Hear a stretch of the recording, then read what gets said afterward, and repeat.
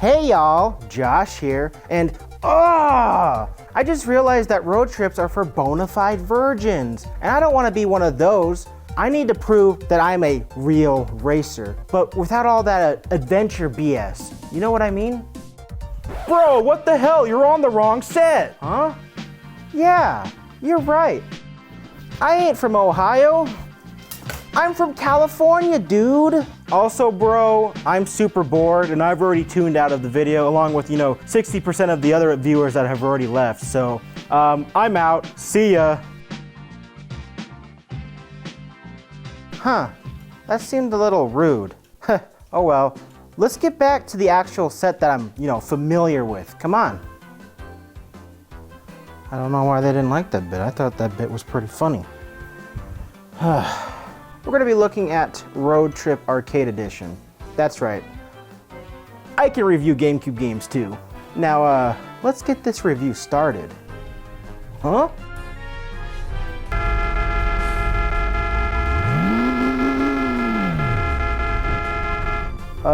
Hey, little chibi car there? Yeah, I can't understand a word you're saying. There's no subtitles. It's time to game on, fellas. What the fuck?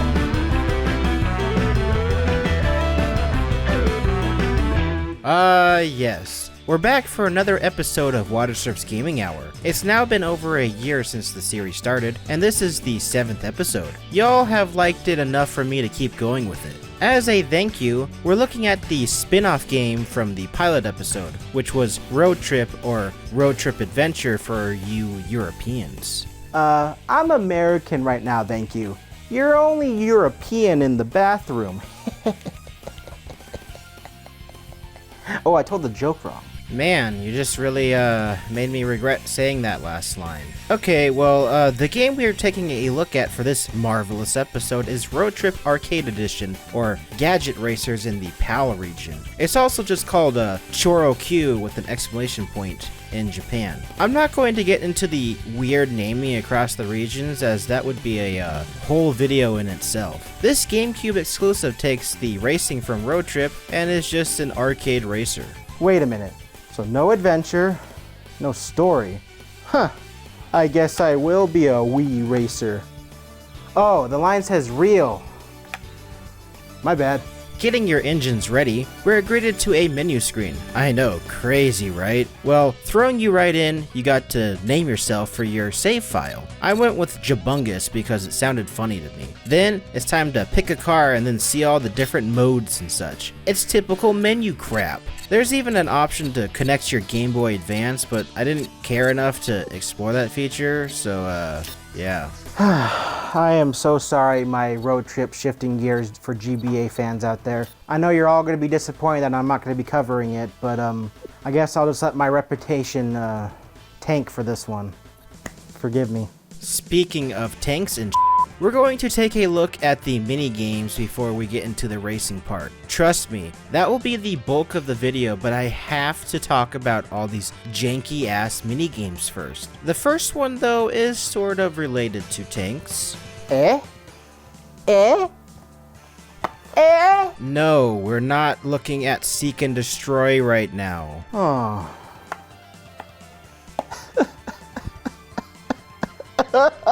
The first minigame was this janky shooter tag thingy. You either are the driver or you're the shooter, but the shooting is terrible, man. Maybe it was just the CPU that was driving me around, but aiming is worse than a toddler boy trying to piss in the toilet. Hey, wait a minute. Why did you cut to me? Bro, I'm like 29. I can piss in the toilet like a big boy. Jeez. Some people. Okay, the next minigame was this quick one that I failed terribly at because you're not supposed to hit the cones. It doesn't help that it did this little replay of my terrible performance and made me feel bad about it. Oh yeah, this replay thing is going to be the death of me in this entire game. With every single race, every single minigame, and every shit you take, the game has to replay it. Hey, now you guys are just harassing me. Get out. Speaking of harassment, I didn't read the rules and I thought the chicken minigame was a jump off the cliff as fast as you can, so I just went for it. Then it gave me this big lose right above my little car dude and made me feel even worse for existing. I'm constipated.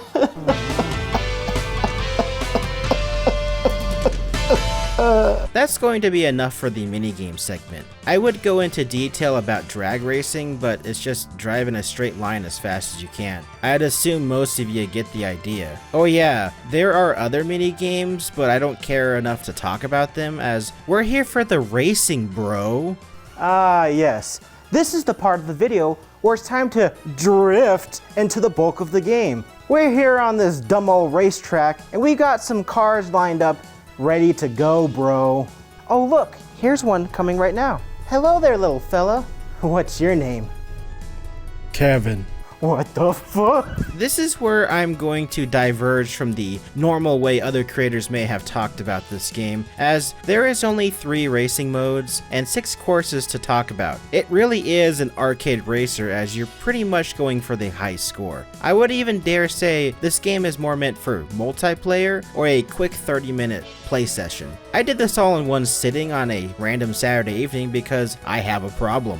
A problem I have indeed. So there's 3 racing modes. You got free run, you got challenge mode, and you got the Grand Prix. I pretty much did free run like one time on this giant ass oval, but went back and forth between the other 2 because it was sort of necessary to upgrade your car. You gotta go fast, bro. I'll just touch on free run real quick. You basically drive around the course you unlock in the other modes, but without any of the other CPUs. It's basically a no stakes, learn the course practice run. My only beef with this mode, besides the internal emptiness I feel in my soul, is the fact that they give you these power-ups, but the only one that's actually really useful is the booster that sounds like ass. Why even bother with the defense and offensive items if I'm the only goddamn guy racing around this track?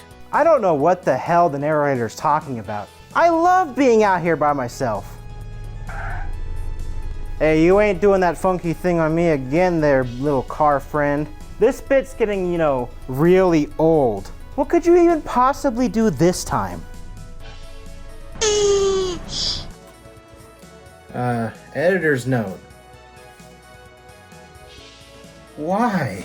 Alrighty then. The Grand Prix is pretty much what you think it is, while challenge mode is racing, but you have the added bonus of using items and even weapons if you so choose, which is sort of necessary to win, as the CPUs are bigger dicks than the CPUs in Mario Kart 8. I kid you not, these cars are bigger minge bags than that 8-year-old on Gmod. At least you can both jump and spin in this game. It's a real game changer.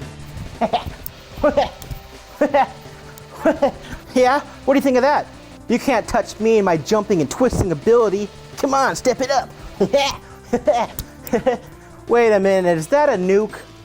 Oh! I want to emphasize that the jumping is awesome, and I wish the original adventure game had this feature. It would have saved me a lot of trouble and would have allowed some speedrunners to go ham. I know I'll probably never get around to talking about Elden Ring on the show, but that's one of the biggest things I liked about that game. Just the ability to jump. As you can tell, jumping is great in games. It makes up for the fact that I can't jump. I mean, look at me. I'm fat. Gravity is holding me down. I gotta lay off those chalupas. Jumping into this segment, challenge mode is pretty much essential to getting anywhere in the Grand Prix. Since the Grand Prix doesn't allow guns, you have to rely off your own little car. This means going through the many different challenge mode races to get more money and unlock new parts. I kid you not, you pretty much have to do all the different ranks of challenge mode to even attempt the Grand Prix in the same difficulty.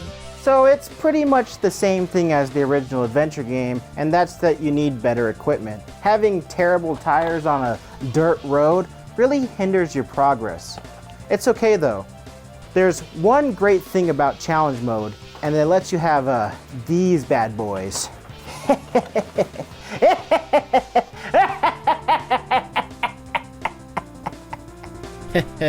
Yeah, let's talk about the guns in the challenge mode. The thing is, when you buy a gun, everybody gets a gun. Real American way, am I right? Some may have the same gun as you depending on the difficulty, but there is a downside to the guns. They cannot do against the legendary Q coin. This Q coin acts as a shield and will defend you 3 times. It's fantastic, but it sucks when you got some dinguses that are camping up in first place.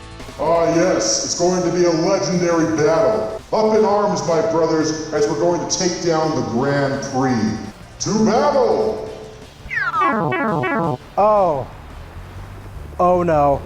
The Grand Prix is basically the ultimate test. It's also lame because what's the point of getting these badass comically large guns on our cars if we can't use them in the thing that seems to matter for this game? I don't know, but I guess no cheating with weapons. It's strange, but I get that they can offer a slight advantage to getting the gold despite how terrible they are.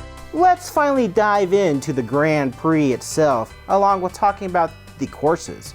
The Grand Prix consists of 6 different courses with 3 variations of each course. So let's check them out already. Starting off with all our courses, you got the basic road trip circuit, the playful road trip park, the dank as hell kids room, the after school racetrack, the bustling road trip highway, and rounding it off with the snowy Stiller Village. Each have 3 different variations of short, medium, and long. There's also the bonus reverse mode, but I only did that with the first variation of them because the CPUs are bigger dicks than the ones in Mario Kart 8 Deluxe. Wait, what? God damn, this guy is getting so lazy that he's repeating jokes. Who would even do that? Oh no, don't you even start. We've already done this joke 3 times, and the audience is already getting sick of your there, bucko. You know what they say, comedy comes in 3s. Getting back on the racetrack though, the Grand Prix gets you buco bucks when you win and unlocks neat little bodies for your car. You might have already seen in some of the various footage I've been showing off with my little chibi ass car having different styles and whatnot. I ended up finishing off with something that pretty much was the same body or dude when I finished the original road trip game. The Grand Prix mode is a solid time, and winning the gold grants you the greatest prize of all time. Now you may be asking, what is this prize you get for winning the gold cup? Well, stop asking and let me get there. Check this out. I got a duck car. Seriously? A duck car? You gotta be joking. I guess it's cool, but it seems kinda terrible that you do all this effort for some stupid ass duck. Ducks are neat, but I don't wanna race around in one. Maybe that's just me, but I think it's lame. Hey gamers, you know what's not lame? The tracks. We're going to finish off with a quick look at all those tracks. They're pretty sweet, am I right, Bingo? Despite the fact that there's only 6 tracks with 3 variations, they are all pretty solid. I think it's also really neat that you have the short versions, medium versions, and even the long versions. It shows you that the developers made a big ass map and then carved it up in the sections that they wanted for the different modes. It's also really interesting that you have the reverse mode of all those variations where you're driving the opposite way. I thought it was going to be like a mirror mode, but no, it's the whole ass map you're on driving up the mountain that you just drove down in the snow level. Like, that's crazy, bro. You're going up these janky ass stairs in the school. You're crying in the corner because I talked way too long about some janky ass, chibi looking ass, arcade racer ass game that was somehow worse and better than the racing game that it was based off of. I don't know. See, Dad, I am a real racer. You should know because I've watched this movie more times than I can count. Quickly going through them, the circuit track is solid. I would say it's the equivalent of Road Trip's Peach Raceway for the short and medium versions, with the long version being similar to the endurance run in that game. Road Trip Park is getting more dirty, but there's this neat part where you're racing under the playground equipment and even going down the slide in the long version. Whee! Now the kids room is probably the most memorable track in the game. It's so colorful and really feels like you're racing around in one of those mini RC cars in your bedroom, but you're the RC car. How neat. Man, this place is awesome. All these toys and stuff are so cool. God damn, I love the kids room. Oh my God. Oh. Who the hell are you? How did you get in my child's room? I'm gonna call the cops on you pervert? No, no, no, please. Oh no. The final 3 are also pretty neat. The after-school racetrack is very clever with the school equipment, but the stairs really slow you down. There's also this part where you race across the pool, but if you fall in, it really hinders your progress. The highway level is weirdly generic aside from the random traps and the stupidly high hill you drive up and then go down. It makes for a sick jump though. Gnarly! Last up is the snow level. As weird as it sounds, this feels like a final level situation. It's also one of the only levels that you really need to have the right gear in order to stay in first. I think my only nitpick with this level is just the amount of mistakes that you can make on this course. Lastly, I don't know if it's just me, but I feel like this level moves faster than it actually is. It feels more noticeable when you're driving up to the tippy top and the snow is falling at you directly. It feels like it's like fast forwarding or something. It just feels weird. So I'm supposed to poop in that? Whatever. Don't you just hate it when you're in the wrong place at the wrong time? Maybe you can just fast forward this part so I can get out of jail? Pretty please? Nah, leave him in there. He needs to think about his life choices, and screaming, "I love kids" in a kid's room as an adult sounds weird. Anyway, that's going to wrap it up for this episode of Watersurf's Gaming Hour. I guess my final thoughts on this game is that it's just a janky arcade racer. It has its charm, but it's not something I would play that often. Maybe for like a quick race or two, but I'd recommend the predecessor much more. Speaking of that, I also figured that I mentioned the spiritual successor to Road Trip, which is called Rhode Island Adventure. I'm not sponsored by the developer, but I'd like to see this game succeed as it shows a lot of potential. So I would say that if you like Chorokyu cars, or the penny racers as they're called here in the States, go check out this game, and I have linked the Steam page down below. Oh yeah, maybe I have stalled long enough for him to be out of jail by now. Well, those were some crazy games indeed, my fellow gamers. You know they go crazy because it uses the L button. Wait a minute. The R button was to jump. Hey, no, you're not gonna end it on this freaking Scott the Woz ass outro. You're not, Scott, so stop acting like it. Do a different ending or else. Or else what, Mr. Shadow Man? What the hell are you gonna do about it? Oh, I can do something about it. What's this? I'm gonna push this dislike button. You wouldn't dare. Click.